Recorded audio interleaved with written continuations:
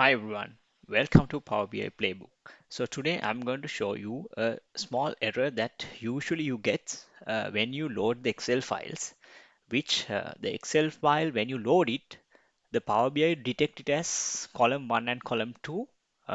And this tutorial, the short tutorial, I show how to fix it quickly.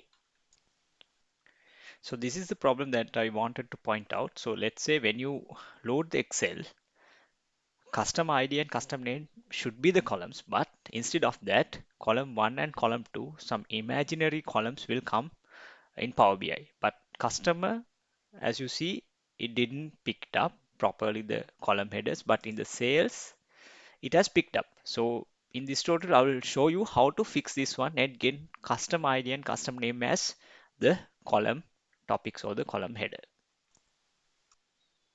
So first I load the data set.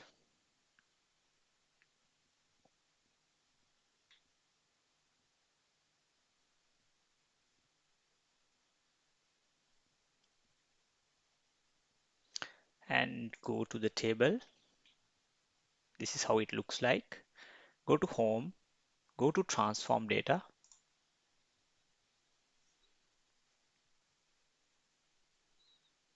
So this directs you to Power Query Editor.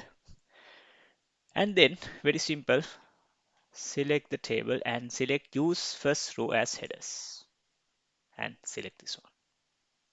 So as you can see now, the column 1 and column 2 has been removed and custom ID and custom name appeared as a column header, and then you need to apply and close.